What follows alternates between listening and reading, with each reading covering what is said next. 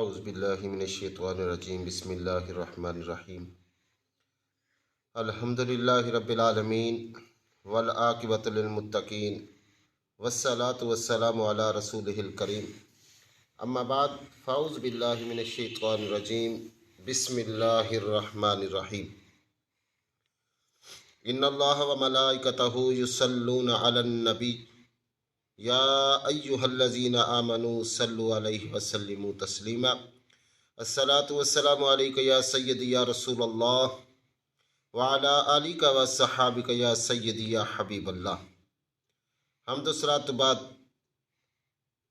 میرے ناظرین و کرام، کل ہم نے وضو کا بیان ڈاؤن لوڈ کیا تھا، آپ نے سماعت کیا ہوگا۔ آج ہم اس ویڈیو میں آپ کو وضو کے فرائض، وضو کی سنتیں، وضو کے مستحبات اور جن چیزوں سے وضو ٹوٹ جاتا ہے وہ آپ کو بتائیں گے۔ تمام دوستوں سے گزارش ہے کہ ہمارے چینل کو لائک کریں، شیئر کریں اور سبسکرائب کریں اور بیل آئیکن کے بٹن کو کلک کریں تاکہ آنے والی ہر ویڈیو آپ تک پہنچ سکے۔ آتے ہیں وضو کے فرائض۔ وضو کے فرائض 4 ہیں۔ اگر ان فرائض میں سے اگر کوئی فرائض رہ جائے تو وضو نہیں ہوتا۔ وضو کے فرائض 4 ہیں۔ نمبر 1 منہ دھونا، یعنی بالوں کی پیشانی سے جہاں بال شروع ہوتے ہیں وہاں سے لے کر ٹھوڑی کے نیچے تک اور ایک کان کی لو دوسرے کان کی لو تک، یہ چہرہ ہے، یعنی یہ منہ کہلاتا ہے۔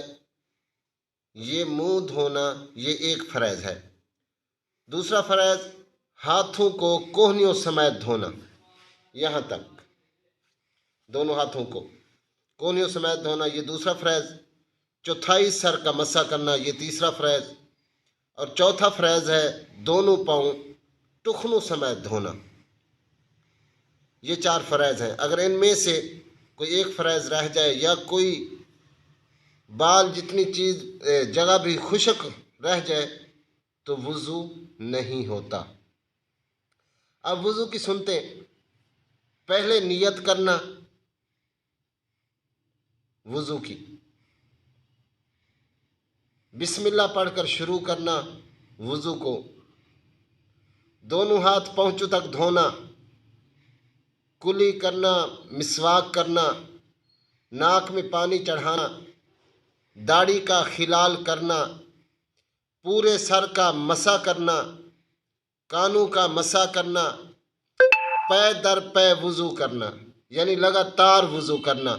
یہ نہ ہو کہ ایک عضو دھو کر آدمی بیٹھ جائے پھر دوسرا عضو دھوے، اتنے تک پہلا عضو خشک ہو گیا تو یعنی وضو نہیں ہوگا۔ پے در پہ وضو کرنا یعنی کہ پہلا عضو سوکھنے نہ پائے تو دوسرا عضو دھو لینا، اس کو پے در پے کہتے ہیں، لگاتار کہتے ہیں۔ ترتیب قائم رکھنا، یہ نہ ہو کہ ہم نے پہلے ہاتھ دھوئے، بعد میں ہم نے سر کا مسح کر لیا، پاؤں دھو لیے، اس کے بعد بازو کوہنیوں سمیت دھونا، یہ نہیں ہے۔ ترتیب رکھنی ہے جیسے ترتیب ہے۔ ہر دھونے والے عضو کو 3 بار دھونا، یہ کیا ہے؟ یہ وضو کی سنتیں ہیں۔ اب آتے ہیں وضو کے مستحبات۔ گردن کا مسح کرنا،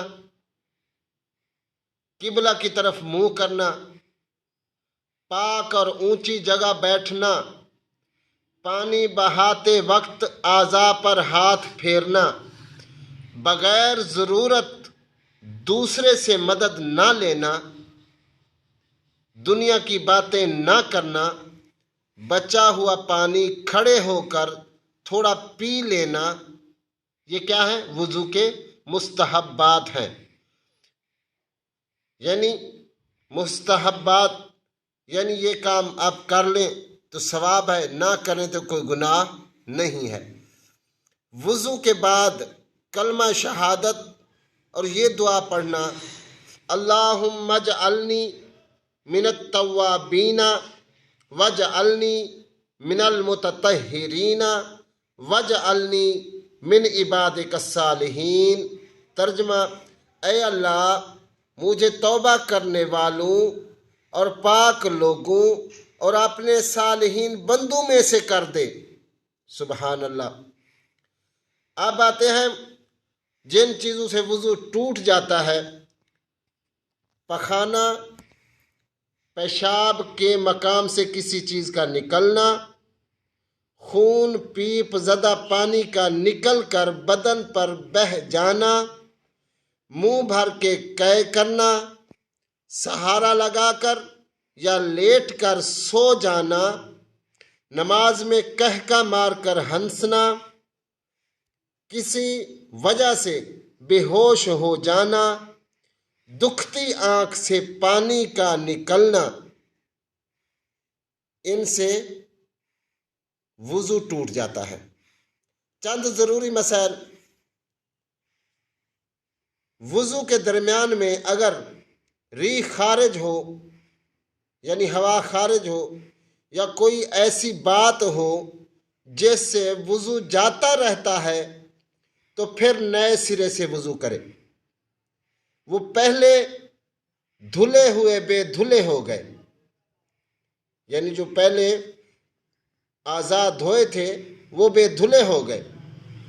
بغیر وضو کے قرآن پاک کو چھونا جائز نہیں۔